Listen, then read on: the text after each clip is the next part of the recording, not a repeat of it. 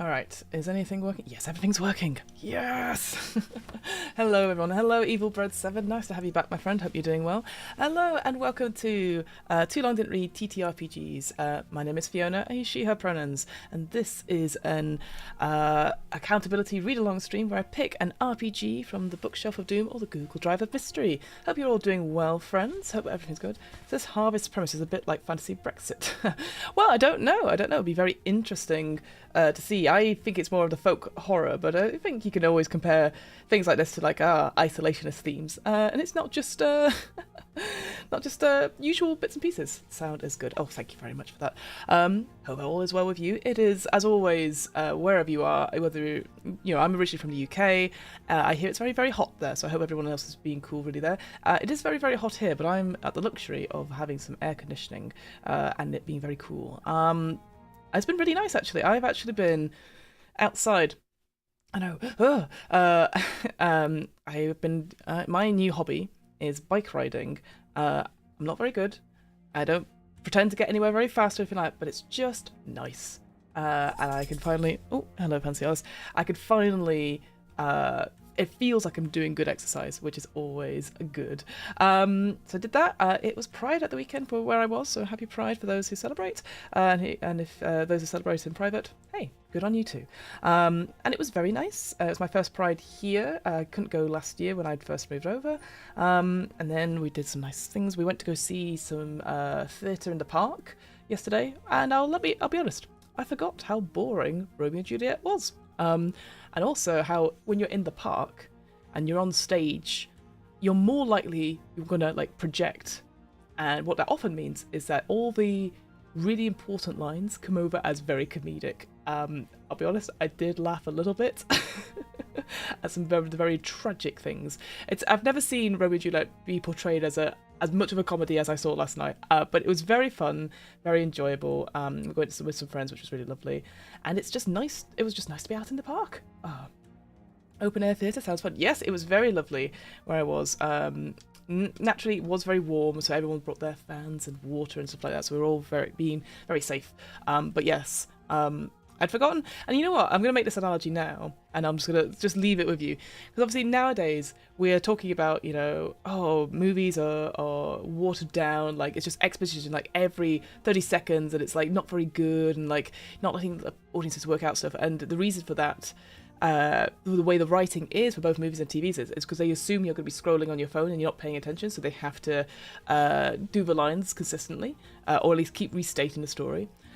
Let me tell you, in Romeo and Juliet, they restate what is going on pretty much every single scene as to update. Because they go, I must update this other character, and then I will update this character right now, and I'm going to update. And I was like, what is going on? And it turns out, as my partners have pointed out, more likely than not, the people who were watching Shakespeare back in the day were probably, shall we say, merry. Maybe they'd drunk quite a bit to go see theatre, and so you have to restate what's going on. And I thought that was absolutely fascinating because, it's interesting. They also, the final thing, and this is wild. Hello, Snap Crackle Pop. Mercutio and Tybalt were my favourite bits of her. Yes, I agree. I always thought they were the most interesting bits. We had Benvolio was played by a femme presenting person, and that was brilliant, actually. Needs a spin-off that's just all fun biting. Evil Bread says, I was talking about this bit of premise. The people in the remote British Isles carved a good life out. Oh, so you're talking about the game. Oh yeah, we'll come on to that second. I'll just finish up. But the thing that made me laugh, what was it now? So we had a little bit back and forth because it was so hot. Obviously, you can see the actors in full costume, really, like sweating out, and you're just feeling like, oh goodness, I hope they're okay. But yeah, I always thought, Mercutio and Tybalt were the most interesting parts to it myself as well. I also found it really interesting that there's a bit at the end because it mostly focuses on Capulets, right? Understandably so, and then Montagues come out. And Father Montague goes, oh, my wife died last night. And you're like, what? It was one of those things where it's just, it's not my favourite. We were talking about it afterwards about other plays we'd like to see. And we were like, Twelfth Night. I would love to see Taming of the Shrew. I think it's a really interesting play, which a lot more versions of Taming of the Shrew now are adapted and different, a bit more, let's say, feminist. But the other quote I'll say before we finish and go down to actual RPGs is that we obviously had our discussion of if there was a Muppets version of Romeo and Juliet, who would be the Michael Caine of it? And obviously, when you think about it, it's kind of sad because a lot of the roles, probably there's not too many fan presenting Muppets, which is quite sad. Obviously, Miss Piggy, we know, has to be Juliet. That's a given.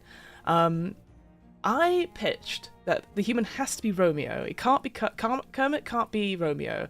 I pitched Timothy Chalamet, and I got voted down. People were like, yeah, but what about like teenage heartthrob David Tennant? I was like, David Tennant is now in Hamlet, Coriolanus like era, you know. I was like, Timothy Chalamet probably is the Romeo of the moment, I think. So that was in my head of like, that's the human person I'd put. I think, who was the other person we put? We put Piggy as Juliet, and I think Gonzo was going to be the Friar Lawrence character, and Sam Eagle was Mr. Montague. Not Mr. Montague, Mr. Capulet. So there you go. Timothy is popular right now, true. Yeah, exactly. Anyway, it was good fun. And yeah, I'd love to see stuff like 12th Night or Timmy the Shrew or something like that in the parks. I think they're fun and silly ones. And it turns out, like, again, a lot of, maybe in the US, you sort of cover, I think, what was it my partner said, like, Romeo and Juliet and Othello, I think was the other one that he said. But I was like, what about Midsummer Night's Dream? Perfect for the summer. He's never seen it, so we're going to correct that at some point. Anyway, enough of that sort of small talk. Thank you so much, friends. I hope you've had a good weekend where you are. Let's dive right into the game today, which is, we're going to look today at the RPG Harvest by Possum Creek.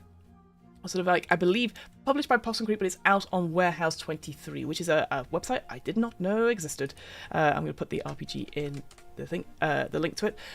So yes, I believe this is a folk horror or a folkloric type game. As Evil Bread has sort of put a little bit about the premise in the chat, we've got the marketing copy says, people of a remote British island have carved out a good life far from the churning industry and march of imperialism, yet their paradise comes at a price. Life must be paid for in death, and when that time comes, no one knows whose blood will feed the island or whose hand will hold the knife. So instantly in my head, I'm thinking about The Village. It comes to mind in my sense of a community removing itself from other things. Or some possible spoilers for The Village there. Also, 28 years later, which I saw on Friday. That place, I can't remember. I think it's called Holy Island. I'm going to get it wrong now, absolutely. But it's an actual island that exists, and they did lots of filming there, and it looks really cool. I want to go see it. It has this big causeway that floods and goes out, and that causeway was used for Woman in Black, the more modern film with Daniel Radcliffe in it, and it's great. It's just a really cool image as you see this water sort of rising up and people like trying to get across and stuff. Brilliant. Yes. So, as always, let's do our three disclaimers before we dive right in. First things first, I'm not a game designer. I read a lot of games, I run a lot of games, and mostly I look at these games as a point of view as someone who not only runs like games for content and for like streaming purposes as a demonstration, so it means about how we tell cool stories, but also for games offline just for fun. I know, wild that I sometimes do that, but I obviously haven't gone through the process of creating my own game yet. I think I mentioned like last week or the week before that I've got an inkling of an idea for a solo game. Still ticking away in the background. So I don't know, again, the ins and outs and stuff. So take any critique I give today as a pinch of salt. Secondly, obviously, I've not been sponsored to look at this game. Not by Possum Creek. Not by Luke Jordan, who's the writer, certainly not by Warehouse 23. Again, it was just something that came up and people were talking about it. I thought, oh yeah, I'd love to see stuff. And I'm a big fan of Possum Creek games, but that's the only sort of bias I have. Again, we'll see how this goes. Final thing, content warnings. Well, it sounds like it's folk horror. Let's face it, it feels like, again, if you we'll look at the actual cover in a second, but it feels very much a little bit Midsummer, a little bit Wicker Man, that kind of vibes as well. So yeah, the tradition of British folk horror, sort of like ritualistic stuff like that. Again, if stuff comes up, I'll try and like nip it in the bud when I see it, but just to let people know that you can take a moment to step away and join us for another stream if you need to. All right, friends. I think that's everything. All that without the way. Let's go to, for the first thing, as always, if you're new here, I go and try and look at where you can get this game. I've kind of put it in, Nightbot has been very kindly putting it in the chat, and there's a link in the doobly-doo below. So we're going to look at where you can get this game first, look at the actual marketing copy, because there wasn't much fanfare when this came out, I'll be honest. I saw it and people were talking about it. I was like, oh, great. But there was nothing more about it. I didn't see any interviews or anything like that. And again, it just piques my interest as someone who's a big fan of folk horror. So as always, we're going to look at where you can get it on the website, and then we'll dive into the PDF for as much as we can. We're going to probably do like an hour and 40 minutes today. So we might not get through the whole book. So anyway, let's dive right in, shall we? So away from Big Fiona face into... Excuse me. Oh, I didn't do a visual description of what I look like today. I always try to, again, for accessibility reasons. So I'm a white woman with sort of mid-length browny blonde hair, a little bit of sunburn over the neck. I'm wearing like an orange little jumpsuit and a black top and a little robe. So there you go. So this is where you can get it. This is Warehouse 23. I don't believe you can get this PDF anywhere else. Possum Creep currently, I don't think they're selling much on their website just now. I believe I've heard that they've had some issues with fulfillment stuff recently. And again, maybe they're just lowering down what's the word? They're not trying to do too much in terms of they're just trying to get through the back orders. They're just trying to get through pieces just now. What they're trying to get out. So this is why it's on Warehouse 23 as a sort of publisher arm about it. And yeah, that's again, the website's not as great, but we do get a really nice... Oh, I can't even move into the cover, that's a shame. You can get a look around at the cover, it's very pretty. And then some sample text there. So we've got some images. It looks like it's going to be mostly black and white. It looks like it's one column as well, so I'm already like, oh, good for me. I've already given out the bit at the beginning here, which is the remote island stuff. And then it says here, in Harvest, each player chooses a member of the community to play, such as the Old Name, the Young Blood, or the Homecomer. Together you will sketch the landscape of the island, its beauty and its terror, and across 3 acts you'll explore the island's buried secrets, succumb to the community pressure and private desperation, and turn against each other. Because this much is certain, one of you must die, and another must wield the knife. The only question is who? Great.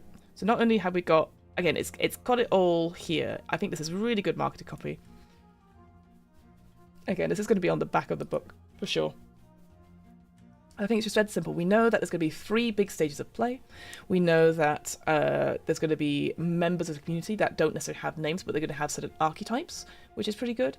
And that we know what the end goal is, that at the end of this game, one person is going to die and the other one is going to kill them. But the question is who? So again, presumably you can have up to, I assume you must at least have 3 players, maybe even 2, actually think about it. I guess one person has to be the facilitator, and go from there. But yeah, it looks really nice. And yeah, written by Luke Jordan, who off the top of my head, I can't think of it. Oh, you can download a preview as well. That's pretty good. I didn't see that there. And we've got a layout by Ruby Levin. For $20, you can get this. It's just over 100 pages PDF. $20 is not bad. We've talked about pricing and stuff before, but that's pretty good, I think. And so I'm already going, ooh, what is it that we're going to get in this book? So we're presumably going to get these playbooks or these sort of archetypes. Are we going to get the structure? Is there any sort of pre-generated settings or systems? It doesn't feel like there's going to be a scenario. It feels like it's all sort of collaboratively put together, this sort of storytelling. So yeah, that's the sort of vibe I'm getting. I would like a little bit more about what is included, but that's just for me in general. I think so far I'm like, okay, I get what the game is about, and I know what the end goal is. I think that's just nice and succinct, which is really, really good. All right, let's get rid of hang on 1 second. There was something else that came up then. Okay, must do that today before I forget. All right, sorry, I just realised I hadn't done something and I've not heard anything. Let me just double check. Yeah, I've not heard anything. That's annoying. I'm waiting on an email, basically. And of course, it's so funny. It's one of those things where people send you an email just after 5 on a Friday and you respond within 20 minutes and they still haven't responded. So anyway, enough of that. Let's look at this. So this is the cover for Harvest. As I said, this PDF is just over 100 pages, 104 pages, and there's no alt text on this, which is unusual for a Possum Creek game, but again, maybe it's just one of those things where maybe they've had to rush it out a little bit, I don't know. But yeah, what I like about it, I'm going to zoom in a little bit, really gorgeous colours, I love the logo. It says Harvest. It's sort of ye oldie sort of like letter writing. It reminds me of, like, I've been playing this game called Penitent. I think that's how you pronounce it. Where you are like somebody in the Middle Ages trying to solve a murder. And depending on how educated someone is, it affects the font. So it reminded me of that then. Got his name on it. Got their name on it. Luke Jordan. Amazing. And this beautiful, like, I just like it. This image of someone looking back into the forest, like looking at your point of view. Behind them we have like what looks like a church and like some little villages and some sheep in the background. So I like that as well. It feels very postal. It feels very like cinematic in a way, right? Again, I don't think the village was like this, but I like that idea of somebody looking back, and yeah, it's always a big style in that sort of point. Then this is the inside of the cover, which, I don't remember what the name of the technique is, but when they sort of like drop lots of dye in the water and then they use like a big like comb essentially with teeth and they make it like that. Yeah, I like it. I like the greens actually. It looks really good. Harvest, so inside cover, so Harvest, Luke Jordan, edited by. Oh, actually, you know what? Let me zoom out a little bit so people can see this. There you go. Edited by Melody Watson, cover art by Ver, interior art by Dooms Sakoma, and layout by Ruby Levin. Okay, great. So a very small team on this. Very small team. Which makes sense. And then we got, yes, Possum Creek, an imprint of Steve Jackson Games Incorporated. Yes, because that was the new thing recently, is that they're now publishing things under Steve Jackson Incorporated. I remember that now. So yeah, all right. And then we have here the table of contents. Looks, again, this is the sort of table of contents which I'm not a big fan of personally, because I find it hard to read through. But ultimately, it's kind of in keeping with like a reading of an old book, right? Like if you imagine any of those sort of like the Blue Fairy Book of Stories or something like that, or the Rose one or anything like that, they always had like this very long table of contents there. So that's what it's trying to invoke in terms of vibes, or it's just trying to keep it as simple as possible. In total, I'm going to do the boring thing and count. Is it hyperlinked? I don't know actually. Let me move to my select things. It doesn't look like it's hyperlinked. No, it doesn't look like it's hyperlinked, unfortunately.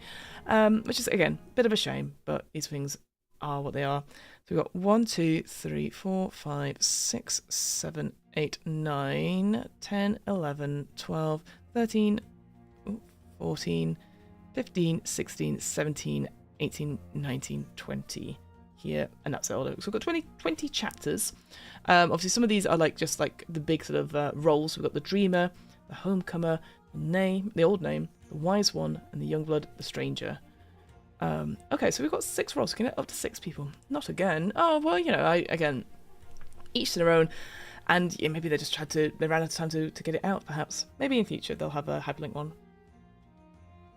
Or find one with hyperlinks someday. Oh, well, Eva Bread, I know you've not been around recently, but we've had a couple with some hyperlinks, to be fair. So, yeah, but I think, yeah, it's always beneficial to have hyperlinks, we know that. So, interesting. So, what we'll do, we'll try and go through certainly this idle dreaming there. I see. I wonder if it will...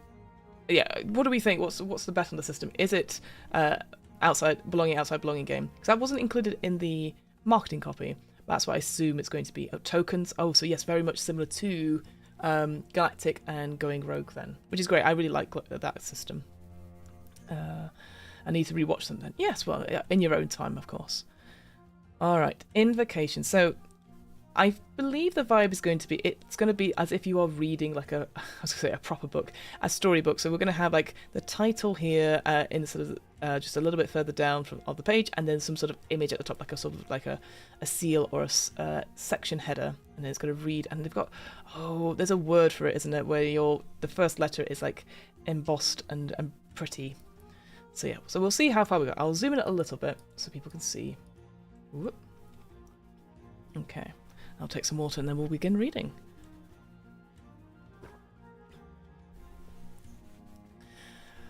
Harvest gives us laden orchards and barren fields. Desperate feather. Yeah. And doubts grown thick as weeds. Calves born and pigs slaughtered. Proud traditions, failing wealth and hostile stares. juice-stained lips and dirt under nails, and always the questions echoing down through the generations: whose blood must be spilled to feed the land, and whose hand will hold the knife? Illuminated, I think. Oh, okay. Oh, thank you, Nathan. I see what you mean. I was like, the text, yes, illuminated, thank you.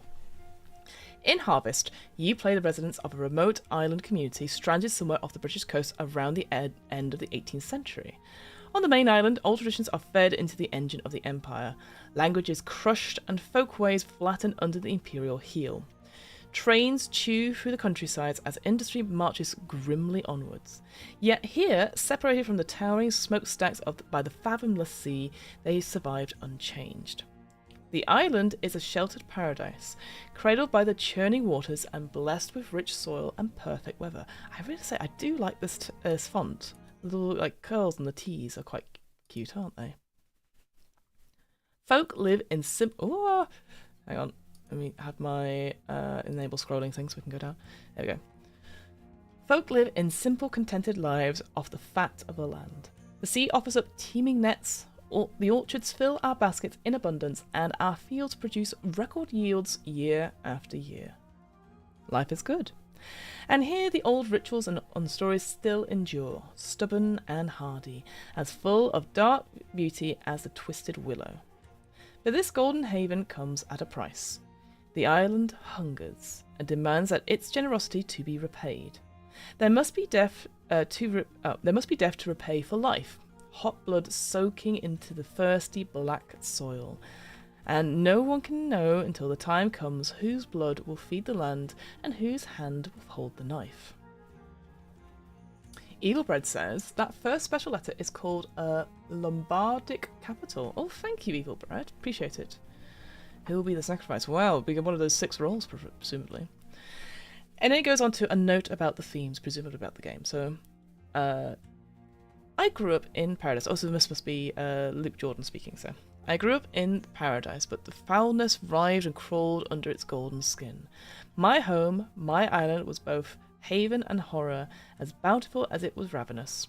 Our orchards spread from soil choked with bones. Pride in our old ways and self-reliance sharpened our faith to a lethal edge. Blood stained the largesti heaped upon my family table, the smiling praise of my elders, and the loving hands and kindness of my parents. That hidden, terrible cost is Harvest's bloody beating heart. Just like my life on the island, the defining choices of this little play will ask you to offer answers that lay bare the cruelty and anguish beneath its idyllic veneer. They reflect sacrifice, poverty, violence, punishment, all ghosts and social pressure, but do not shy away from failings of institutions like the British monarchy, the Church of England, the academic establishment, and the family. Nor do they shy away from mentions of romantic intimacy, danger to children, intoxication, morality, and terminal illness, amongst other things. I will say, if people haven't seen 28 Years Later, I'm not going to spoil it, I actually think it's one of the best films I've seen recently. It's not perfect by any means. I don't know why Danny Boyle insists on using such a janky camera, but definitely worth a look. If you're liking the sound of this, maybe that is a role for triangles and not squares. Very good callback. Some of these choices, and many of the omens of the sacrifice to come, also feature frightening or gruesome depictions of death, gore, decay, burial, transformation, drowning, flaying, cannibalism, nightmares, and sleepwalking. You need not always, or indeed ever, choose these answers. But if their presence on the page will distress you, or you find no appeal in any of them, then Harvest may not be for you. Neither is it an activity meant for strangers. My island is a fearsome place, and its terrain can be fraught. It is best explored in the company of friends, or those you mean to befriend. For it is always risky to bare your heart to others. Safety is a destination sought and never reached, nor a guarantee we can make. So best to choose carefully whom we seek it, and do so with kindness as our guide. Okay, so don't run us at conventions. That's what I'm getting from that. As you explore, my island will become yours to take on your own terms. If there are destinations you wish to mark off limits, say so. If there are omens you'd rather discard, or events you'd rather turn away from or take a second chance at, or paths you wish to slow down upon and navigate with care, you can. Honour your companions, be present in the moment and generous with your patience, and sensitive to them and their wishes, and trust them to do the same for you in return. Okay, straightforward. Oh, how interesting. And then we have like what looks like a bookplate sort of version, again that's almost like block printed. It says stages of a festival play as taught to a new player.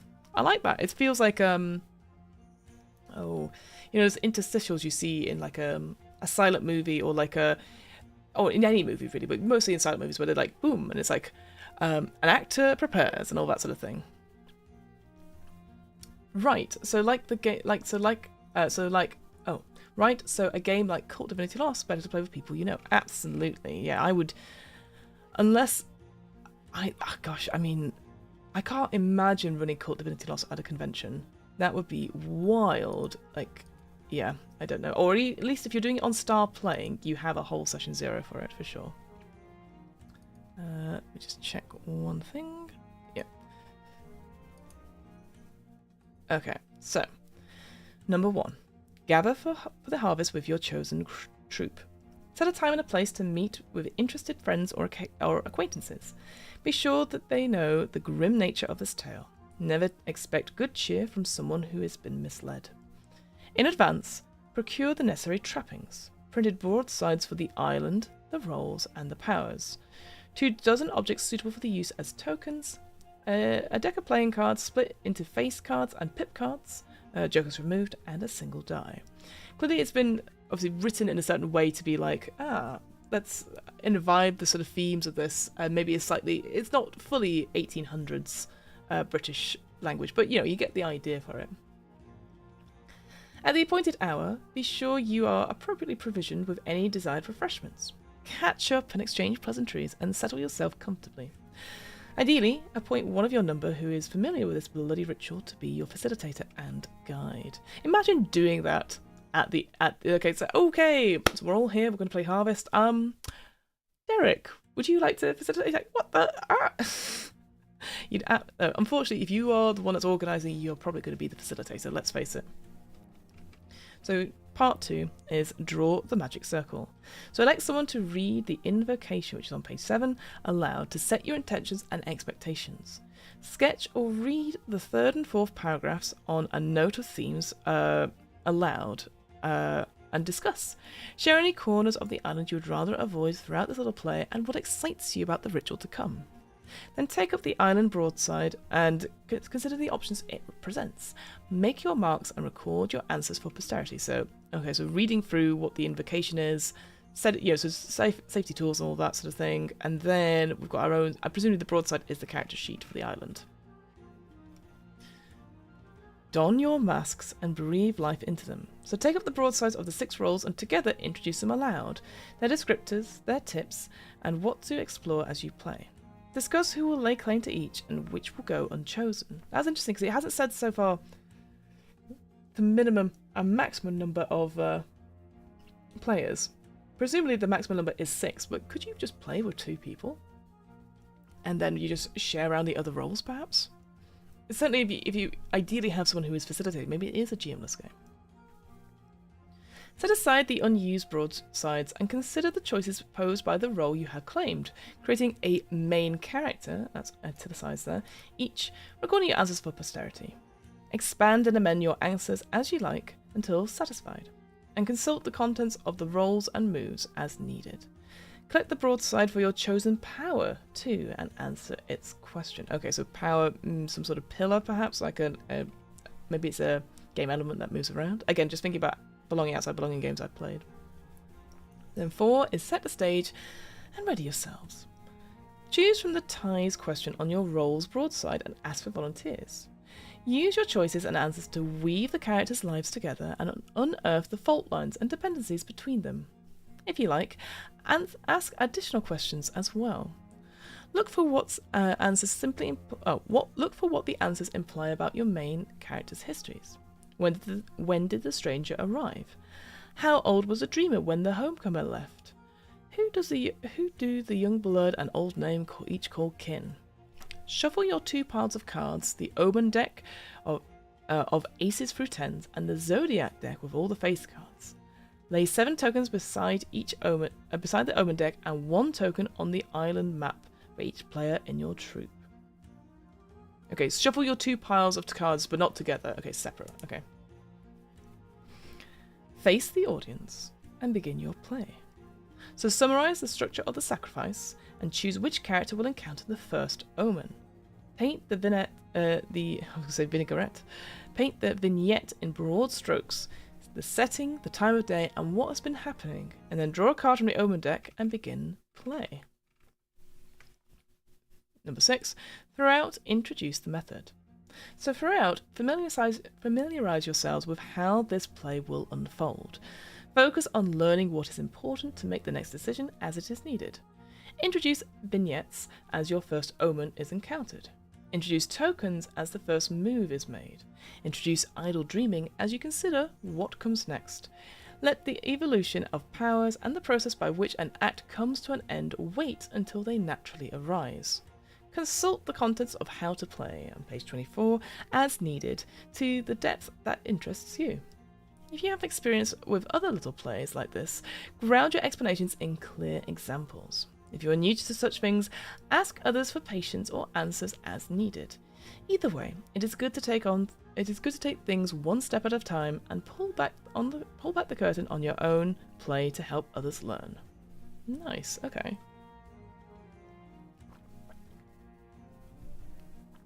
Sorry, keep checking my phone just in case that email comes through. Sorry. Kind of important. Oh, nice. Okay, number 7. Let the scene follow scene and act follow act. So from there, explore the island as you see fit. Frame vignettes that seem to naturally follow, or let idle dreaming unfold questions that caught your curiosity. Make moves and watch tokens dance back and forth. When the time comes, draw each act to a close and proceed to the next. If the momentum stalls or you truly aren't sure where to go next, turn to the open deck and draw. The island stands ever ready to make its hunger known. And then number 8, it says, break for intermission as you need it. Check in after each vignette and whether idle dreaming lies fallow, whether it might be time to call it a day. If it is, set down your broadsides and take note of how you left things, particularly how many tokens the island and the omen deck and each power hold. Reflect on the tale thus far, moments of delight or surprise, hopes that you have for next time, if playing again, and praise for your fellow players. Bid farewell to your main characters and then to the island, until next time, all for good. Okay, interesting. And that's kind of like, I guess, the general sort of guidelines that sort of like Toulon didn't read of like how to get into the game. Interesting. What's the end game? I guess I'm just going to tell us in a second anyway, but I'm like, it'd be cool to know what the final scene is. But we'll continue on. Okay, so the island we have here. Know this. First, maps are treacherous things. I can sketch the island for you as I knew it. Sure. The stream where I first kissed a girl, my Dar's fields where I ploughed and planted and worked my way to womanhood, the headland where the old lighthouse broods, and the sandflats below where I dug with boys for cockles and spoots. What a great name, spoots. I wonder what spoots means. Let me look at this up. I'm going to look up spoots. Oh, those are spoots. They are medium-sized edible saltwater clams, but they're like sort of like they spat out jets of water when injected when they're burrowing from the sands, but they're quite thin. How interesting! I did not know that's what they were called. Oh, you learn something new with me every day. But for all that, I try to chart the lanes that knit this place together and annotate it with folly and hurt, and the so-and-so lived here.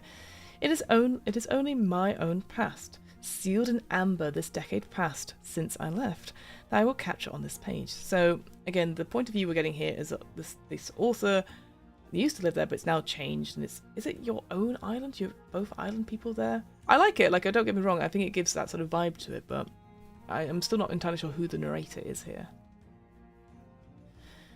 And so, I must ask you to begin by mapping my island for yourselves.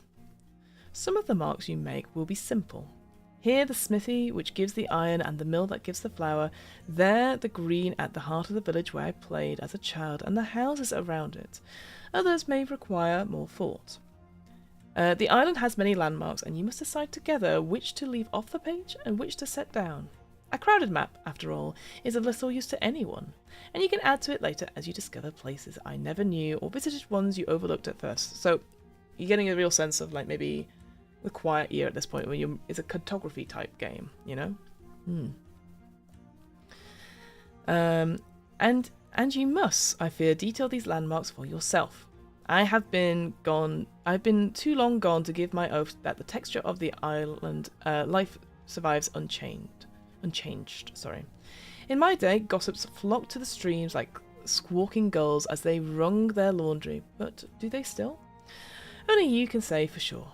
Discuss such answers and let the details you decide guide the marks you place upon the map. Or else place marks at your whim and let the character of the landscape shape the customs and rituals as my ancestors would have done. The final mark is the most fearsome. They will not speak of it, for I was taught that by naming disaster we call it close. But the island's people share an uncertainty of what their doom would look like if the sacrifice was ever allowed to fail. They believe it utterly. They would kill for it. They will die for it. Scroll the answer you decide on your map as a prophecy. Okay. Again, I wonder. I'm sure if I go back to the thing, it will tell us, like, what kind of that. What does that mean? I think if I go back, maybe it's going to tell us the island. We've done the island. Maybe. Like, how many people go around? Do we all agree? Like, hey, we want 5 big things. Like, is there an example? Maybe it's the zodiac thing, perhaps, or the inspirations. It's the only thing I'd say. Like, what do we add to the map? Welcome to the island. Maybe that's what it is there, perhaps. I think maybe that's what it is. Maybe that would come to it there. Maybe I'm just asking questions, but I'd like to have some examples of what we can put, right? So let me. Oh, rolls. There we go. Yep. Okay, so as a child, all the island's festivals frightened me. I would huddle beside Gran, squeezing my eyes tight, filled with terror and awe by the power in the air. Worst of all were the midsummer revels. Revels? It wasn't the fragrant smoke. I can't even say fragrant. It wasn't the fragrant smoke or the dancing shadows around the bonfire, nor what they might hide. It wasn't my heart catching in my throat each year, waiting for a familiar hand to take mine and lead me away to trade clumsy cider-sweet kisses. It was the masks. Stark and garish, one stock character for each of the 12 signs of our zodiac. Those masks left me crowded by massing strangers, that took the people I knew so well and left them change, less human, more elemental. And as you explore the island, you will, like festival players, don masks of your own called roles. Just as a mask refines and abstracts the true shape of what it depicts in an iconic form, each role represents a key figure in, or set it apart from, my community, with its relationship to this place, its traditions, and its people. I would like to see what would happen if we missed sacrifice. Would the island's plants start to rot? How can we be certain it's not a hoax? Well, that's it, isn't it? That's the kind of whole vibe of the folklore, is that we have to stick to these things, otherwise bad things will happen, and it's that threat of it, because we don't know, we're scared of the unknown. So, yeah, maybe, I mean, I feel like this game will probably say, like, this has to happen. The structure's always going to happen, and it's quite cool to have that story in that sense. Because otherwise you will try and break it no matter what. Equally, it feels very much like Cabin in the Woods, right? If you defy the final ritual, what happens? And it's like the world ends. So, You will choose a unique role and create a single main character whose fate will rest in your hands. Like a mask maker lays down unique detail atop a stock form, you will build characters around the choices of their past and present that their role presents, and steer the path with its list of moves, distinctive ways they might affect the community and the sacrifice. These iconic narrative beats will push your tale towards its bloody conclusion. I really liked this line. Like a mask maker lays down unique detail atop a stock form, you will build characters around choices of their past and present. I really like that. I think that's a really cool, like, image. I can really see that.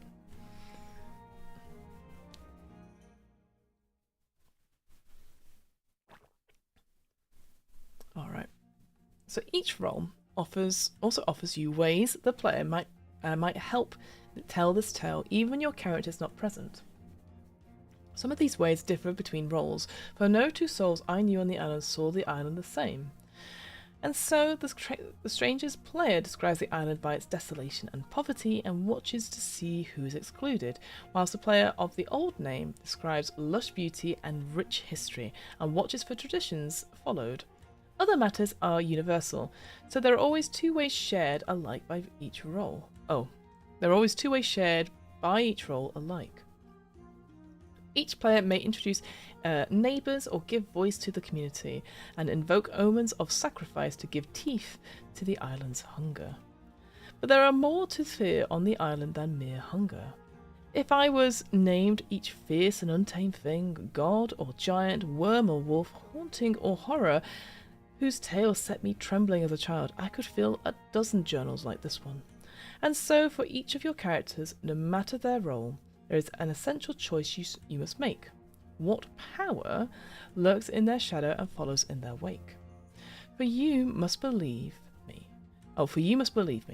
All the tales were true. In that last week before I left, as the island seethed and snarled beneath my feet, I saw it with my own eyes. From the king's soldiers dipping their red coats in blood to refresh the dye, to the deadly beauty of the maidens who swam down in the undertow, and more besides. Crucial as they are, powers are not the forces that define your characters. They are not the only forces that define your characters, fine. They are shaped also by their relationships to their neighbours, and the ties that bind them to each other. To one another, even. Each role, save the lowly stranger, comes with a choice of neighbours. Oh, I wonder if the stranger's the one who gets sacrificed at the end, then. Close kin and strange cousins, fast friends and bitter enemies, all those fellow islanders who live, whose lives and histories are intimately entwined with theirs. Together, these figures make up the broader community of the island, who will do what they must to protect their home. To learn their ways and breathe vital life into them, there are two simple oracles from my childhood that you may perform. One is the island zodiac, which reveals the shape of a person's character and the auspicious under which they were born with a simple draw of a card.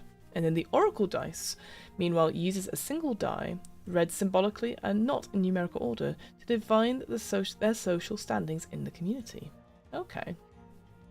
Roles will also come with a set of pointed and entangling ties. By asking the questions, you will use begrudging reliance or unfair expectations, past promises, and messy entanglements to bind your characters together and sow the seeds of the harvest to come. Okay. Man, I don't know if don't get me wrong. I hope it would be Steve, the horrible neighbour. He drills at us at the end. Oh, boo for Steve. Absolutely. Okay, I will say, I know it's being very verbose and it's very in keeping with the vibes. That was a long way of saying, like, hey, when you're creating your characters, you're going to have a list of moves, and you're going to have a power that you're going to be able to define and you'll connect to. Everyone but the stranger is going to have a choice of neighbours, like to tie people together. You also have these two decks, or you have, sorry, the Island Zodiac, which is a deck that you're going to have, like, give you some sort of background, and then the Oracle Dice, which is going to give you some sort of standing, and you've got some ties as well. That's it. And And I get it, again, it's supposed to be thematic, but again, I'm just like, I do need a primer. If I'm going to give us, yeah, again, if I'm reading this, certainly if I'm the person that's been saying, like, oh, Fiona, you can be facilitating this. I'm like, okay. I'm like, oh, God. Especially if I'm reading through quickly. But the thing is that I've run enough of games to be like, I know how this works, so it should be easy enough. I just feel like maybe the verboseness of it can be maybe off-putting to people. So that's why you need, realistically, at the end, too long didn't read, here's the steps you need for character creation. So we're now going to something called moves. So some moves your main characters will make as easily and naturally as they breathe. These are those things they can always do. There's no cost to these moves, though there may well be consequences.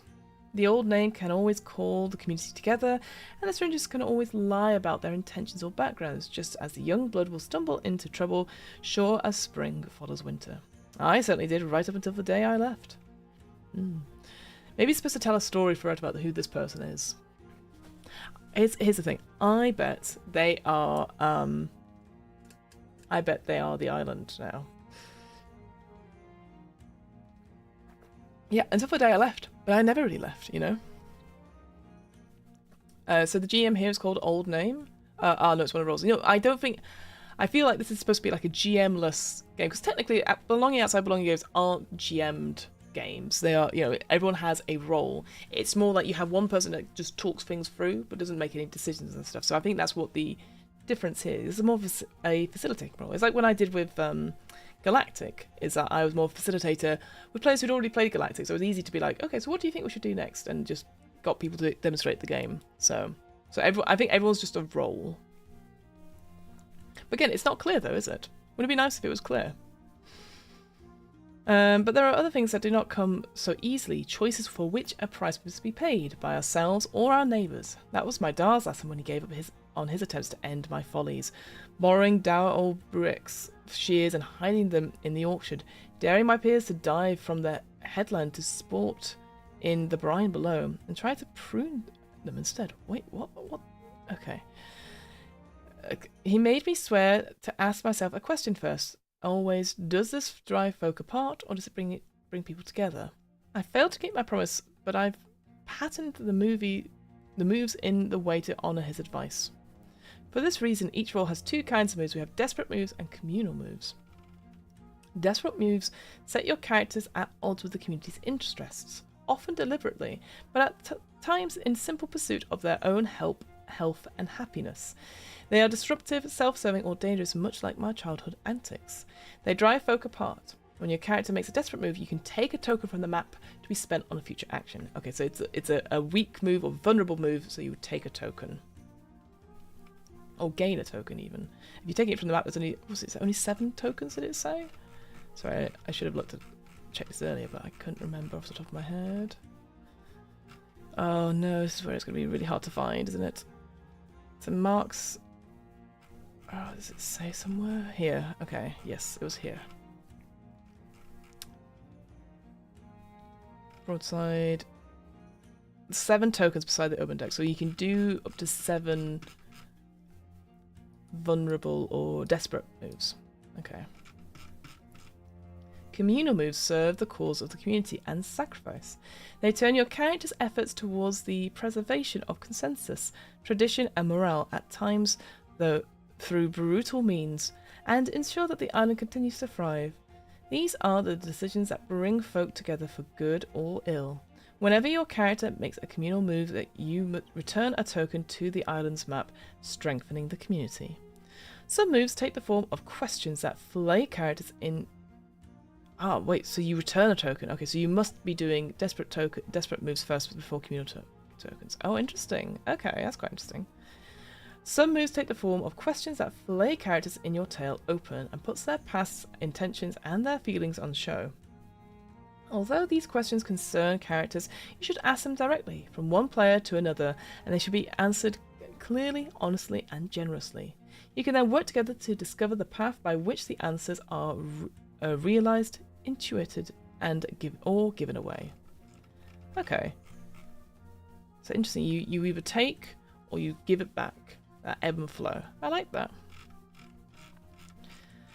Powers. So the winter I turned 9, Gran sat me down for a chat. She had warnings to give, now that I was old enough to step out of her shadow and wander the island on my own. Caves and bays to steer clear of. Tracks to be avoided after dark. Always ignore the voices in the mist. Always be home before dark. Never wish ill out loud. Our paradise, she told me, was home to things strange and wild, vast as the open sky, old as the bones of the island, and terrible as the inky deep. Properly shunned or appeased, these powerful neighbours observed an uneasy truce with us mortals, but their wrath, if earned, was unimaginable. And far away on the main island, she told me, roamed mightier forces yet, cruel and grasping and splendid. One of these powers, of the island or of the mainland, lays claim to each main character. Each role offers a choice of 3 to choose from. The power you choose will offer your main character strength in the form of unique occult moves, but the more that strength is called upon, the more beholden they will become to its desires and demands. Occult moves put the strength of something greater than human, whether folkloric or imperial, and in the hands of your main character. They are potent, costly, and often uncanny. As your power unveils its full might, their effects will reach into the truly unearthly. Whether your character makes an occult move, whenever your character makes an occult move, you sacrifice a token to your tower, never to be reclaimed. Okay, I see. So again, that should be in bold for sure. So you have desperate actions or desperate moves, communal moves, and then occult moves, and each of them have a different price in terms of token economy. Okay. All the powers of the island are fickle and changeable things. Each has many names, many faces, and many wants, and the cruel powers of the Empire wear even more masks. Some powers are shameful secrets to be kept, others stern masters or fierce adversaries, but none can be ignored for long. With this in mind, each power asks you, the player, to make a choice or answer a question, giving definition or particularity to this tale of their influence. As you make your choice, consider what else might be true if this is so, about their appetites, about their influence, and about their agenda, about your past, about your relationships, or about the island writ large. Your chosen power will continue to unfold itself too, as you explore the island. As your character draws upon its strength to endure what is to come, sacrificing tokens to make occult moves, their relationship with it will reach new milestones.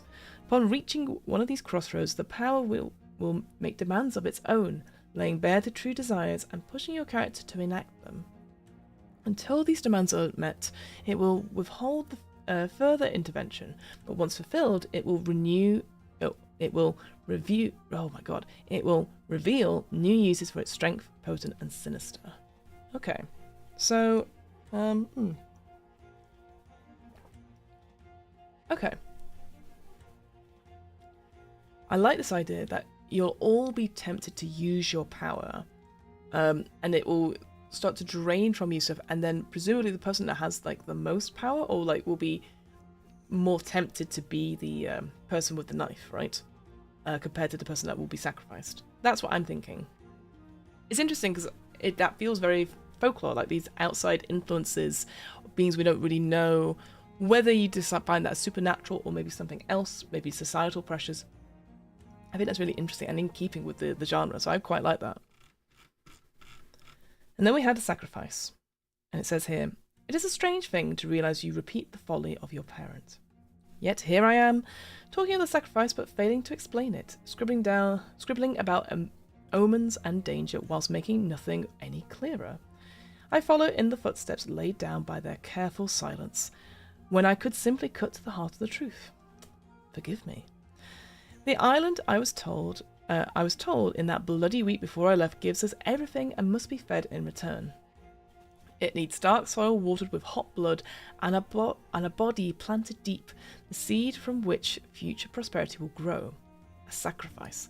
That's such a wild image though, right? I can really see that of them, someone burying the body and then maybe seeing it later in snapshots. are the tokens are personal, or are players sharing them in the pool? So what it said at the beginning, this is what I've got so far, is that there are 7 tokens on the map next, as well as tokens indicating who you are on the map, presumably where you're going and making scenes. Those 7, when you take it for yourself when you do a desperate action, and you give it back to the pool. So the pool is technically shared, I think. But at the same time, you will have a power, and if you use that power, then you would sacrifice a token you have. So presumably, over time, the more you're using these powers, the less tokens there are to go around. So presumably, at one point or another, someone will be out with the communal pool will be completely out of tokens, which presumably indicates like an end game of some sort. That's what I'm sort of thinking. How many each player could use? I presume it's going to be 1 for 1, right? Maybe if your power, if it's sort of graded or you reach a milestone, as it was sort of suggesting, maybe you need to sacrifice maybe 1 more. I don't know. It'll be interesting for sure. This ritual does not happen often, maybe once a generation, and all those who live through it keep their peace and bury their memories and raise their children in blissful ignorance. They enjoy a golden paradise they have brought, until the time comes again, until the omens begin to show, the fruit gone foul, and the skies gone strange, trees bleeding and rabbits tearing flesh. And worse yet to come. The omen marks on who must hold the knife, the omen mark whose blood must be spilt, and as always, the island feasts. In that last week, the island revealed its wrath in ways beyond counting, the variety as cruel as it was senseless. To guide you on your way, I've carved up this slow journey from growing dread into shocking violence in 3 escalating acts. We have Act 1, the knife, Act 2, the blood, and Act 3, the knife. Oh, the hand. I don't know why I said the knife twice. Act 1, the hand, Act 2, the blood, and Act 3, the knife. How would they know the ritual is necessary? Well, presumably, again, like all good folklore horror films and stuff, is like the elders will remember it and then bring it back and all that sort of thing. That's how I would see it for sure. I think that's the interesting part to it. Oh, hang on, did I get a message through? Okay, not as the email I was looking for. Okay. For every act, there is a harvest, a bounty of tokens to claim, and for every act, there is an entry in the ritual almanac, which is a great word, almanac, that closes this manuscript, charting its dark litany of omens. For the purpose of this little play, you will encounter the omens in 2 ways: discovering them through the action or misfortune of a main character, or invoking them as a player to blight a vignette. But to give you a taste of my helpless terror as the island turned against us, you will not be the ones to decide which omens to reveal. Your fate lies in the hands of the omen deck, a set of playing cards with the faces removed, which will sit beside the act's bounty of tokens. Yes, because the ones with faces, that's the zodiac one. When a person makes an omen known, move 1 or more tokens from the act's bounty to the island's map. There should be as many as the number of main characters present to witness an omen. What? Surely, okay. We'll carry on. We'll figure that out in a second. Then choose from these witnesses to draw from the omens deck and consult the act's entry in the ritual almanac. Each card, the ace, the 2, the 3, and so on, offers grist for the mill. Words and images you may freely interpret to describe each fresh horror of the island's hunger. New cards mean new signs. Repeated cards mean past omens thrive, worsen, or spread. Okay, that's quite cool. I like that, because again, it's the same numbers but different suits, so that's quite good. After revealing an omen, shuffle the card back into the deck. Oh, and describe how each main character and neighbour who witness it responds. An act draws to a close when its harvest of tokens have been claimed. When this happens, look up its entry in the almanac. Take the stock of the tokens that you have sacrificed to your powers to define the island's will. Whose hand, whose blood, and if the sacrifice flees or dies, and answer the questions posed to you. Oh, interesting. Wait, so is there a sacrifice each act? Huh. Most times, my parents taught me, the sacrifice lays down willingly out of love for their neighbours. But when I think of how she wept and thrashed and gasped for breath through her flayed throat, okay, content warning there, I cannot pretend to believe it. She died with my name half formed on the lips I adored. She died with my name half formed upon those lips I adored. Okay. So, again, I guess we'll come to it a little bit. Presumably each act has a number of tokens that it sort of gives back to the pool when the harvest has been claimed. So when either all the tokens, either you all have one, so I guess when it's first empty, and it's been, some of them have been claimed to powers, and you have them. When it happens, look up its entry and take a stock of the tokens you have sacrificed to powers. Okay, and that will determine who is hand, who is blood, who is sacrificed. Okay. Again, I'm sure this is fairly straightforward, but because it's written in this sort of language within a story, I'm finding it really hard to like work out what the structure of it is, or what it is, like a quick overview of it is. We've already had like an overview of like how it's sort of run with that thing from before, and now it's gone into a bit of detail. I'm still not 100% sure. But now it's going to talk about how to play, and it's going to talk about idle dreaming and playing vignettes. Got roughly about half an hour, 40 minutes left, okay. So my memory of the island is a patchwork thing, its bright hues faded by distance and its details unstitched by the passing years. Some moments I recall with startling clarity. The first time Dar called me the name I had chosen. The disbelieving joy of my first kiss. The cold weight of the knife in my hand. I fear I always will. Okay, so again, it's showing through bits of stories about the author or the point of view person becoming the knife. Overcomplicated structure, overly complicated structure. At least for me, this is the thing. I don't think it is. It's just hidden, and that's the problem. I think because outside belonging games are really straightforward, and ultimately, I bet if you were playing this Evil Bread, I think it'd be dead straightforward in terms of like what you're doing and stuff. It's just because me as a facilitator, if I was reading this out to you, you'd be like, as I am, you're like, what on earth's going on? But I do not remember how many steps from my cottage to my sweetheart's door, though I counted them many times. I cannot name with perfect clarity my chores for each day of that final summer, though I performed them surely I did. Your time on the island, I suspect, will be much the same. And as you explore the island, you too will move between these two states of idle dreaming, in which you draw in the broadest of strokes, and playing vignettes, where the texture of each moment matters as much as the last. You enter idle dreaming when you sketch of a light hand, planning where you might wander next, wondering how the community will act, and letting days slip by until the next omen makes itself known. Ask questions, offer suggestions, explore tangents, invent details, and follow your genuine curiosity and interest to compelling, dramatic ideas for moments that you want to explore together in further depth. Whoa, that is a long sentence, that. Whoa. Should your dreaming falter, fear not. The island watches all and its patience frays. When your conversation stalls, or no one knows what should happen next, or you feel your momentum flagging, decide whether one or more characters can be found and have them discover another omen. So that was the thing I was struggling with before. I was like, well, if you have 6 characters, do you always give them like that many tokens? Presumably not. If it's like 3 out of the 6, then you'd give them 3 tokens when you were doing that thing before, right?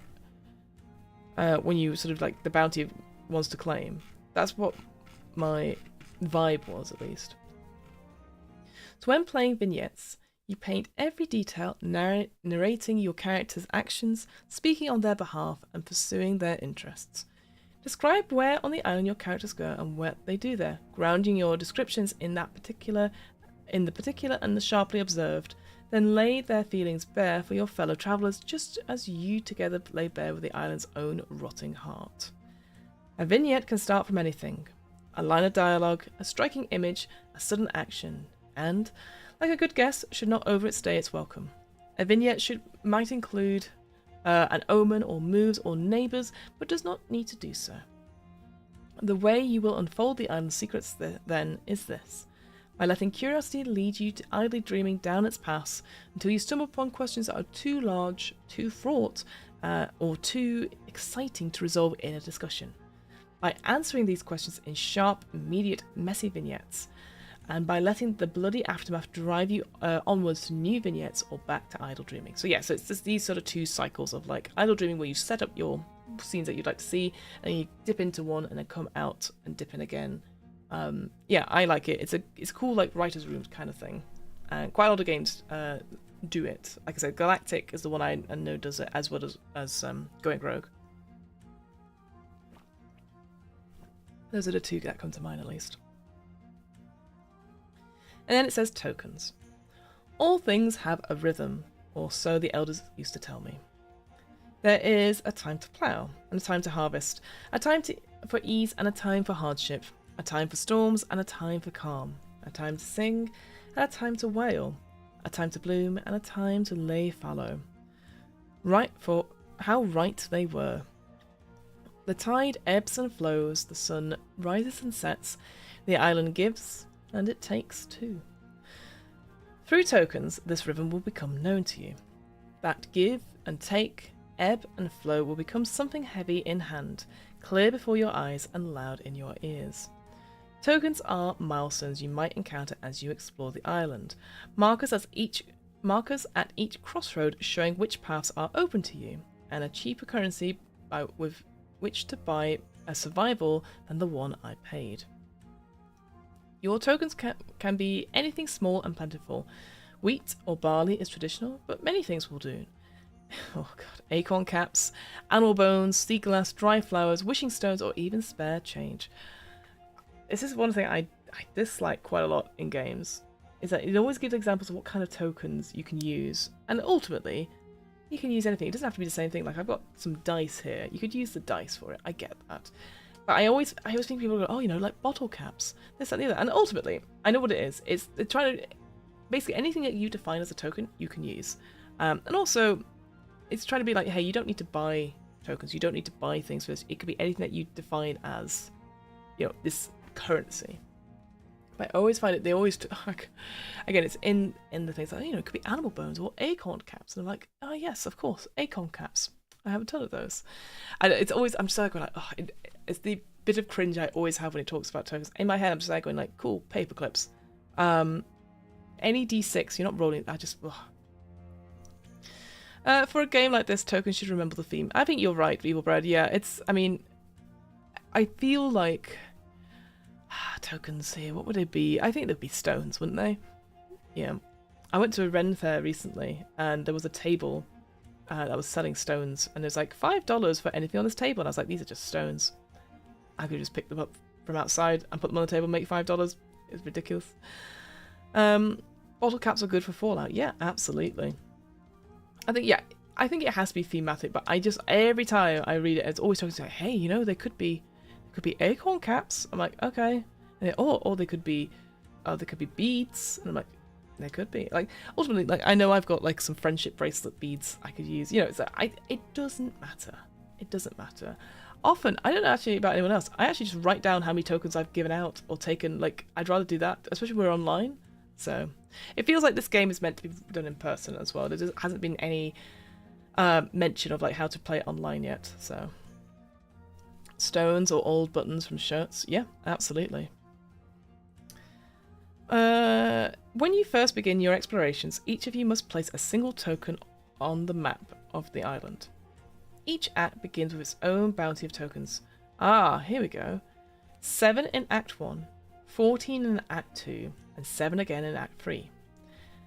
Right. Each time an omen is discovered or invoked, 1 token moves from the act to the map for each character present to witness it. Okay. Ah, I see.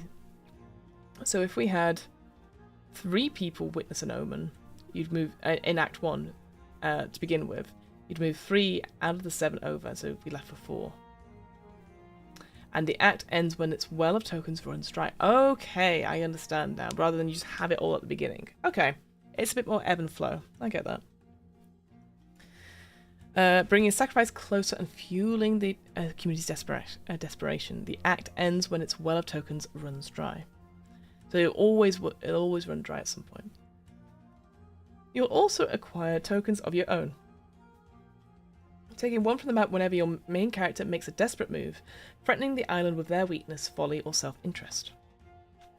Conversely, you must return a token to the map whenever your character makes a communal move, acting on behalf of the community to ensure the sacrifice goes on and the island will thrive.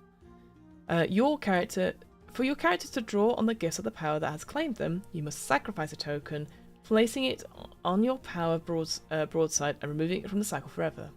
Only the island repays the sacrifice with bounty. Right. Okay. This, again, it's shorter than the last one. It kind of tells you what you need to do, which is great, but would have, again, preferred that maybe in bullet points, or maybe rewritten a little bit. I don't know. Okay, and then it says, on violence. My Dar knew death and its violence like an old friend, just like every farmer who lives off the flesh of livestock. He told me all about it the first time I helped him with the slaughter of after the harvest.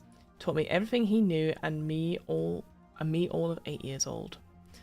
Death is messy, he said. It stains your hands no matter what you try and pretend. Death is fast like a breath and slow as drowning. And death is a precious thing, never to be taken lightly. He was right, of course. So when a movie is made to kill a main character, they need not simply bare their throat to the knife like a beast. For a cost of a single token, either paid to the island or sacrificed to a power, you can buy the continued survival of your character for a time. Pay the island, you say how your character avoids the worst of it and what scar they bear to remind them. Sacrifice it to the character's power, and you may say how they cheat death fully, whether by mere luck or direct intervention. But if you have no tokens to give, death will not be denied. Life flees the broken body, precarious and awful and absolute. I hope for your sake it is an easier death than hers. Okay, I'll be honest, I have no idea what this paragraph is for. I guess here, this is the main bit, right? When a move, not a movie, is made to kill a character, you can pay, you have to have some to pay. I understand that, but again, it's hidden in this story, which is fine. But I need the story to be separate. If I was reading this out loud, I was trying to read this through before a game. Yeah, okay. Playing to find out. So in playing through the island's bloody tale, you will not be ruled by dice or masters, as others such little plays sometimes are. I do like little plays as a name for TTRPGs. I think that's quite cool. The paths your character will take as they explore the island and witness the unfolding of the sacrifice cannot be planned, only lived. You will discover your story together in the telling through the choices you make from moment to moment and the omens you unearth. This shared telling, sometimes called playing to find out, is a process of exploration guided by interest, honesty, courage, and trust. Putting on this little play means you are embracing that way of life, allowing the events that unfold to surprise, challenge, and delight you, rather than clinging to what you had hoped or planned. I hesitate to offer you guidance. It seems a poisoned fruit given how poorly my choices fared, but I give it nonetheless, in hopes that you will be spared my nightmares. Ask questions often, without vested interest or expectation. Meet each surprise with genuine curiosity, eager to discover where it might lead.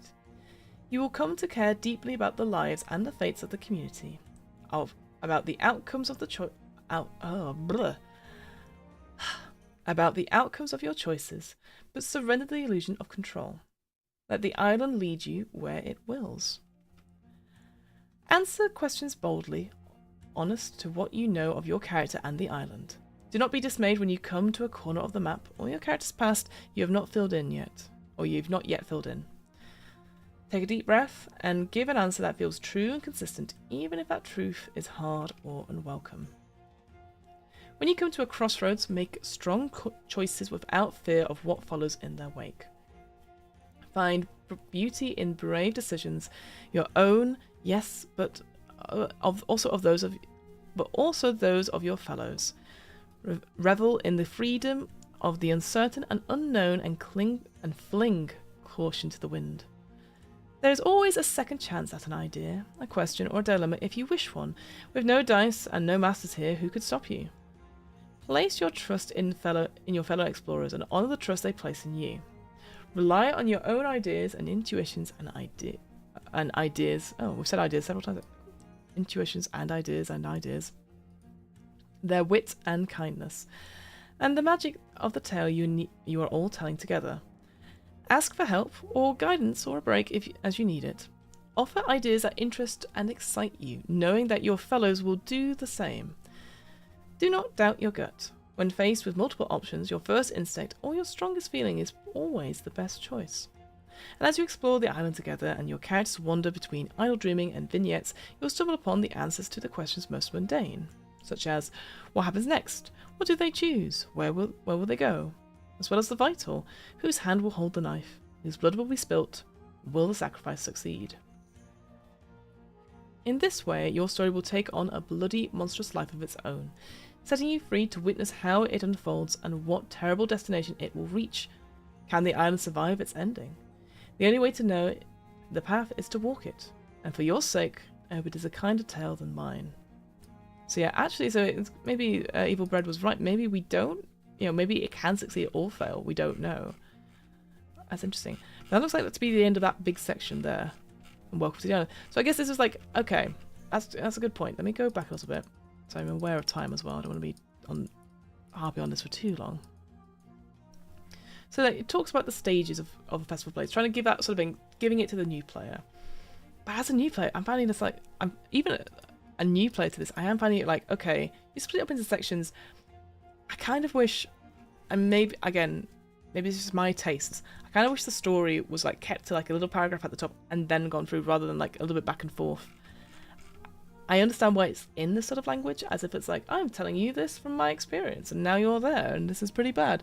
But I do struggle, because I can't tell you, like, there's no quick setup option. Like, I know I need to give some tokens, put it on the map. I need to put these things together.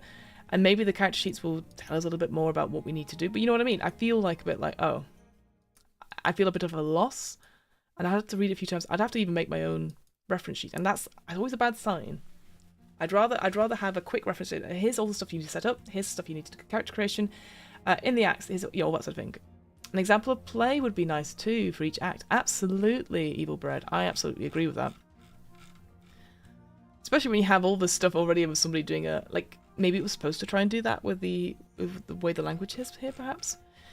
Because ultimately, I think it's dead straightforward. But if you're not used to a belonging outside belonging game and how things work about the idle dreaming and then the vignettes, it can feel a little bit scary, perhaps. I wonder if there's any actual plays of Harvest out there. Okay, and then it says, welcome to the island. Oh, okay, so this is the island that we would create. Ah, see, this was the important thing that we needed before. Like, do we just draw stuff? So, okay, so first of all, you start with this island creation. And it says here, circle between 3 to 5 features. And we have stuff here. Oh, why have they done it like this? So we've got, like, every other suggestion is in italics. And the other, and then no italics for the others. So we've got, like, acres of apple orchards in italics, and then a crooked central peak, swaths of heather flushed with purple blossoms.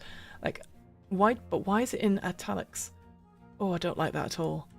I also think for this it needs to be 2 columns. You need to, like, or because there's lots of suggestions here. Yeah, don't like that at all. Sorry. I bet the suggestions are dozy bees and straw hives. Cute. I like that. But the italics. Oh, I'm really struggling. I like the fact it's in a box though, so that's helpful. And then it says, draw and detail the together. The village green and the houses around it, the fields and the orchards, the beach where the visitors arrive, the mill and the smithy. So here, these 4 things we absolutely do need. The italics make it hard to read. Exactly. It's really difficult to read. And then it says, draw and detail 1 each, so for each player. So how we mark the graves of the dead, the oldest tree on the island, where children come of age to receive their names. So yeah, cool. I like that. That's quite nice. I like the suggestions here. If all is in special font, it's useless. Yeah, I agree. I mean, I'm glad it's not all in italics, but again, I just think that you put that into like maybe 3 columns. So 3 to 5 features from any of these columns. You know. Choose what happens if the sacrifice fails. Oh, that's interesting. The island will be swallowed by the hateful sea. Every beast on the island will die, rotting where they fall. Oh, that's terrifying. The moon will bleed and the stars crash down from the sky. The soil will turn to salt. Nothing green will grow here again. Neighbour will turn on neighbour in a frenzy of violence. A tragedy so horrific none can bear to give it voice. How interesting. I like these a lot. I think neighbour turns on neighbour violence. I think that's the least interesting one from my point of view. Then we have, oh, what a beautiful image. Oh, that's got art on it. Look, oh, you guys can't see that. I've got some alt text here. It says the dreamer. I'll read it out, sorry. It says, a hazy twink with windswept curls and countless freckles, soft-lined shirts, flowers in your hair, a silver locket, long flowing shirts, shades of white and cream, and a faraway look. That is really funny. But then, did I miss the alt text at the beginning? No, there's no alt text on the cover. What a big shame. What a big shame. Yeah, and this is not screen readable either. So I apologize, I will take it back. It looks like there is some alt text.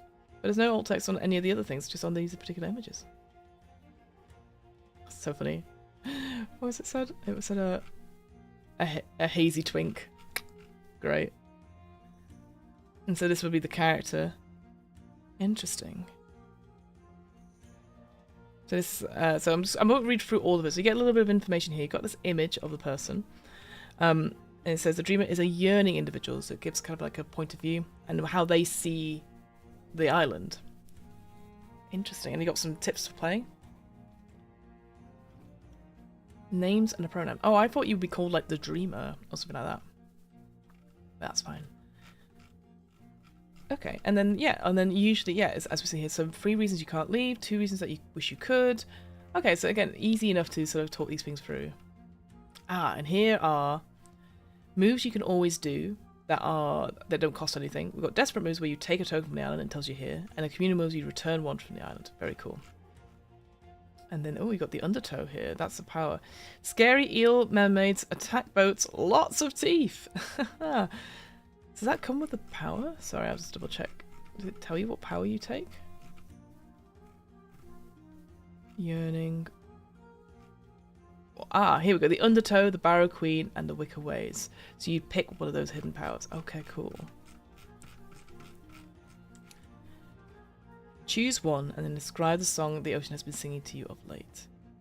Oh, okay. Sinking.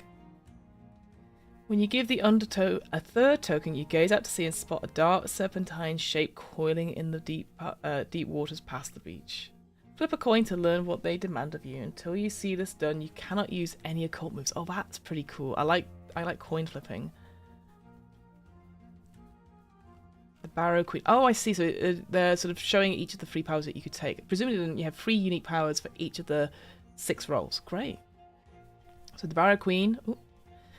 The most beautiful woman in all the world, smiling and deadly. She's kind of ageless, and the fashion should be decidedly Celtic. Reference below. So I see someone's given the old brief and then just stuck it in. She's sitting in a throne of wood, which sits inside a barrow cairn. There is a vine grown all around the throne, blooming with golden fat flowers. It's interesting. It's still only black and white though. The Wicker Ways. It says here, hanging a cast iron cauldron suspended on a tripod, plus all the poisonous flora imagery. Maybe a broom too. Okay, so this is the art brief. Fine. I mean, at least it's something. Nice. That is nice too. Multiple options. Yeah, exactly. Again, appreciate I'm not looking too deeply into this, but I thought I wanted to check that out. So here we have the homecomer. I'm going to read this out. Chalked and coiffed hair, an ever-present journal, a rucksack holding all your worldly goods, sneering judgment, out of sync with the rest of the characters in terms of fashion because they are current with the rest of the world. Okay. Again, not really a description of the person there. It feels like this is the art brief, which again, I don't think it's a big problem. It's nice to have it there, but again, it gives you something to think about. But yeah, a few other bits and pieces. Again, I appreciate I'm not looking through all of this. Oh, and they've got the Fisher King, whose alt text says, we want to draw on Manan MacLear here, but give him a water horse steed with full Scorpio race vibes. Poseidon, Neptune, Water King. No tridents or spears, Net, please. Oh no. That is definitely the art brief. You think you just rewrite it quickly? Oh dear, oh dear. The Slate House. A weathered grey house up on the hills, lashed by the winds and rain, your ancient birthright. Scottish black houses, slate roofs, and definitely raining. Big haunted energy. Big haunted energy. Tag yourself. Oh, and then the black dog you get here. Oh, cool. On all ghostly British black dogs, Black Shuck, Yell Hounds, Bargust, the Grim. The kind of dog we want is lanky and starved looking, like a greyhound or a wolfhound type of vibe. Robert Johnson's Hellhound. Churchill's black dog. It's all your shame and regret and guilt and unfinished business nipping at your heels and hounding you until it drives you back to get some closure. I like this image though of the dog here. I think it's great. And we've got the old name as well. It says clothes from last century, 1968 to 1720. Salt pepper hair, tweed waistcoat, work-worn hands, gleaming spectacles, and a burnished signet ring. There isn't? Oh, I guess that's a burnished signet ring there. Oh, go away. This purse. No, I want to block this guy. Don't. And then their powers. They choose from the Deathless Worm. Oh, look at that image there. I love these. The drawings are great. I really like these. Big old snake dragon inside Earth. Probably blind and a little crumbling. Grandmother Oak. Oh, big trees, bones and roots, critter-filled branches. Okay, that's pretty cool. I do like it. I just wish that these were art things. Crooked. Is that the crooked hence? I'm crooked hence. Hang on, let me double check. I'll say in these. Crooked hence. There you go. Sorry, I couldn't read the. There's not a dragon, no wings. Exactly so. Crooked hence. Huge giant made of stone, builds mountains and escapes out of streams, etc. Cool, some great vibes. And I will say, sorry, I appreciate I'm rushing through this because I'm just aware of time.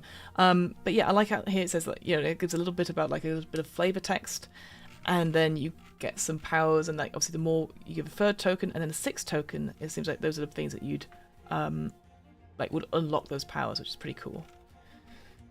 And we've got the wise one. Tired, intense, and slightly androgynous. Piercing gaze, bruised dark eyes, heavy wooden shawl, carving turnips into glaring faces and hanging them along the streets in your fields and over your bed. I will say, I like how not everyone else gets like, it's a hazy twink. It's so funny. The stone in the marsh. Oh, that's quite fun. Look at this with 3 people dancing around it. Big men here in a swamp. Pictish standing stone carvings, but nothing specific or recognizable. Overgrown and misty. That's pretty cool. Again, I will say I probably did get some handouts with this as well, so I assume you would just like either photocopy or just like take these pages out and then hand them around to people so they can look at it. The ravaging wolf. Oh, what a great image this is. The biggest horrible wolf is approximate. It is a monster, not a real animal. White fur, frosty breath, make it winter. Look at the paw prints there underneath it. So how many player roles are there? 5. I think there's 6. And for each of them they have 3 powers. I think that's the right, because I think we had the skinless mare. That's terrifying. Mary Lewin. What did I say? Mary Lewin, British hobby horse. That's not what it is at all, but okay. But yeah, I think we had, what did we have? We had the stranger, the homecomer, the old name, we've got the young blood, and then we've got 2 others. I think we've got 2 others. Oh, look at this. This one is trans, don't care which way. Tightly clenched fists, clothes you're about to outgrow, sullen pout, your grandfather's battered old cape, the tools of the family trade. Your family are shepherds, carefully tending to the flock. Your duty is to bite your tongue and keep the peace. How interesting. How interesting to sort of make that sort of like first one there, like this one is trans, don't care which way. Again, cool. I would maybe just rewrite it just again because like I understand like why having it in, but this is definitely an art brief. It's not an accessible thing, which is a shame. Verdure. Oh, that's like the Green Man. Yeah, Green Man, Dionysian imagery.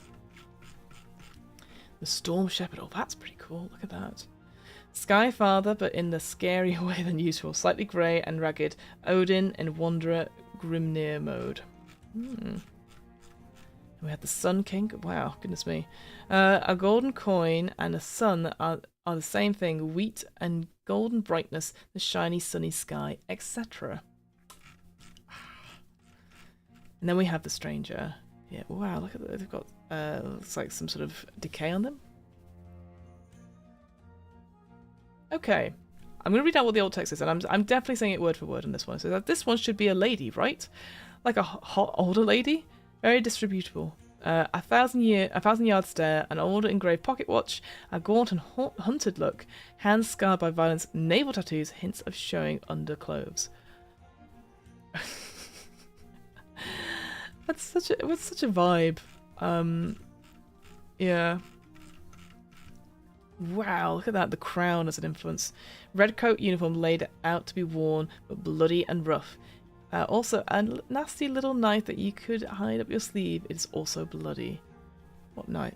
This, I'm guessing, is on a stool, I guess. The second one for the Stranger is the University. Oh, that's, I guess, because it's in Thebes, because they've come away, haven't they? The University, it says, carved turnip lanterns and the wise... Wait, what? It says carved turnip lanterns and the wise one's shawl on display in a glass cabinet from a fancy museum. Incongruous. A field journal is beside it. Well, that is...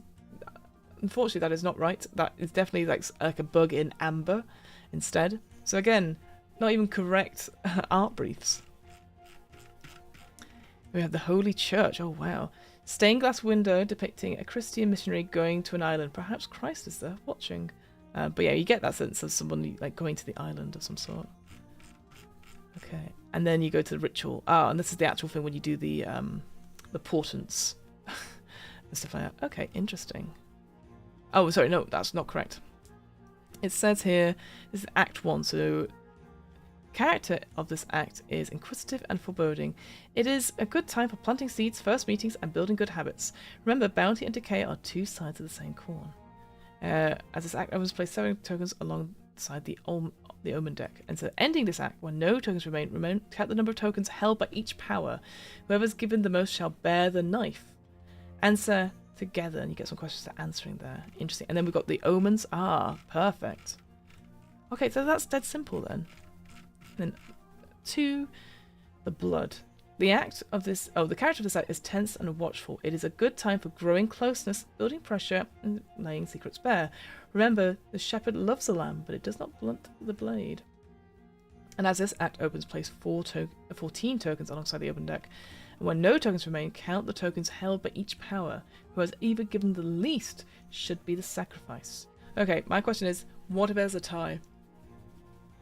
Right, there's bound to be a tie somewhere, right? Maybe, I don't know, maybe the 14 and 12, that's 21. Maybe there won't be a tie. Maybe there will be, if it's the least, possibly. And you got some questions as well. And then Act 3, the knife. The character of this act is brutal and frantic. It is a good time for sudden betrayal, unexpected mercy, and terrible decisions. Remember, it is right that one should bleed so many can thrive.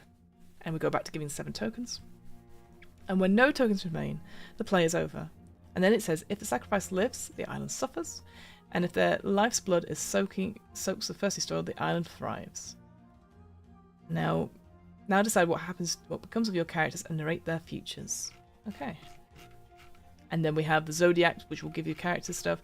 I'm just going to see if there's oh, interesting. Here's the Oracle die. To divine a neighbour's place in the community, roll a single die and consult the chart below. Oh, that's quite cute. So we've got 5 entries here for a 6-sided dice. I like that as a sort of point of view. We've got 1 is an island, 2 is a shoal, 3 is a knot, 4 and 6 is a harbour, and 5 is a crossroads. Ah, nice, they're very island type things. And then inspirations. Ah, here we go. Ah, well, there you go. Wicker Man. Boom, done. Midsummer, yep, also there as well. And the document of Woodlands, Darks, and Days Bewitched, a history of folk horror. Midnight Mass. Oh god, that's such a great... Mike Flanagan's Midnight Mass. It's great. Really love that. The Witch is fine. I feel Robert Eggers' work is overrated, personally speaking. But all these other ones I have not seen, so I maybe look them up. And then other ones from Wander Home. I will say, like, yeah, Wander Home and Wickedness we looked at a couple of weeks ago as well. Definitely Wander Home has similar vibes, nicer vibes to this. Grand Yule Knoll by Luke Jordan. The Companion Guide to Harvest is a London Gothic game about queer monsters sharing fraught intimacy and frail community in the margins of a hostile society. Oh, well, that sounds really lovely. In a sense of like, that sounds like a fun game. Oh, grand. I'll look that one up actually afterwards. That sounds fun. And then it just goes to the end there. Amazing. Cool. And we've got a little bio for Luke Jordan there as well. They spend a decade writing bespoke history RPGs for young people and have worked on games such as Girl by Moonlight. Yes, Kariko. We've seen her Kariko. Wander Home and Monster Hearts 2. And in their spare time, they contemplate the anthropology of food, 80s British fantasy novels, and the educational. Okay, that's it. Great. Okay, well, let's go back. What do we think of Harvest? I think it's got potential. I think it's just a shame somebody hasn't gone, right, here's what you need to know, the Too Long Didn't Read and stuff. Like, again, I say this because outside belonging games, they thrive on this sort of, like, being, like, within the world and stuff like that. But if you're teaching it to new people who are brand new to these kinds of games, because it's quite scary, you're like, well, maybe I need a sheet, maybe I need this. Like character sheets, again, we briefly sort of saw through them. Easy enough to make, characters. They're very evocative. And those powers, I like the 3 powers attached to them, and you can choose them so it feels different every time. But yeah, I feel like the actual setup of the game, like, it's a bit woolly. And I think I agree with you, Evil Bread, having some sort of a, like, play example, or like just a, like, in this chapter, we're going to do this, and this, and here's how to quickly set up and all that sort of thing. It feels like really silly to put it at the back. It also feels like, and I assume this is the case, that you'd play in person. When we could play online fairly easy. It doesn't even say how many people can play in this game. I know it can be up to 6 just for the rolls, but, like, does it say? No. Like, can you just play it with one person? It might be a very, very long game. I assume it would be 2. So, yeah, and I think, like, again, I'm going to talk about alt text. I'm glad you have alt text. Thank you so much for putting it in. Please don't just, like, think about it. Don't just copy and paste your art briefs and just put it in and not look at it, because it doesn't help, actually, the other people that. So another RPG to play with a specific group of people, but not for everyone for sure. You need players who can share control and are good with random sacrifice. I agree. I mean, like, again, if people really want to, like, I really want to be the sacrifice, then we'd be like, okay, we can move that to, like, you can use your tokens more, all that sort of thing. So I think the structure of it is there, it is sound, and I think, and yeah, again, I definitely would play this game. I think I would, but I would have to go through and make some real, like, proper quick start thing for people. And definitely take my time. I like the idea of the Oracle dice, and I like the deck and stuff, like creating characters. But even then, the characters thing is so wavy and vague. It's kind of like, yeah, I don't know. I feel it's a little bit of a disappointment because it doesn't feel finished. That's what I want to say. I'm going to be kind of as possible. I feel like if we had a few more extra tweaks, I think it'd be a really good game.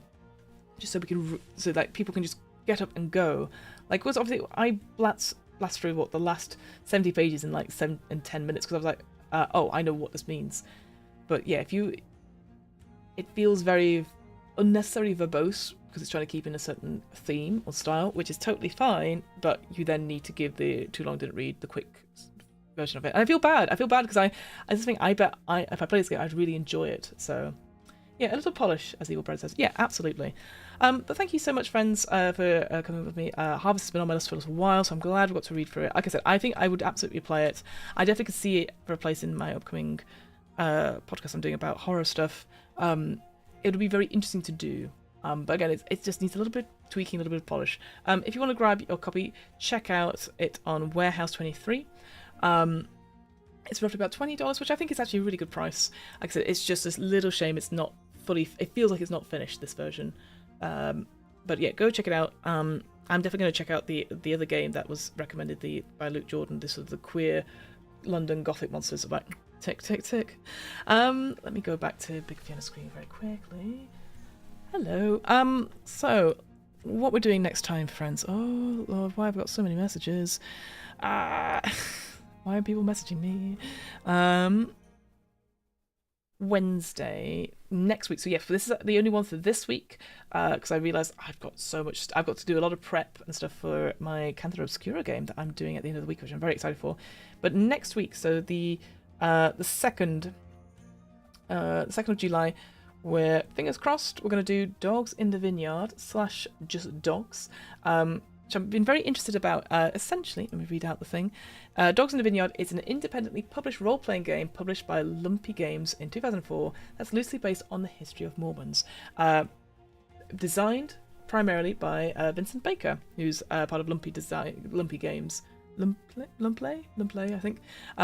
Eventually, though, this is the important thing I want to make clear, Vincent Baker allowed the game to fall out of print due to his dissatisfaction with the setting and his belief that it promoted a history of colonialism in the Americas.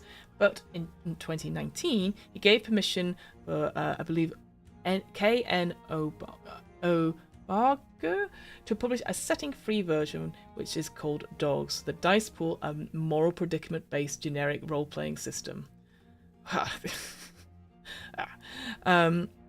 You have an awesome pigeon on a poster behind you, pigeon with a dragon. Oh yeah, that's my little, it's a hair clip, actually. I put it there for reasons. It's very cute, I really like it. Thank you. So we're going to look at dogs as the main system, but we may be referring to Dogs in the Vineyard, because you cannot get Dogs in the Vineyard easily or legally, but dogs you can get. So we're going to do that in 2 weeks' time on Wednesday, the 2nd of July.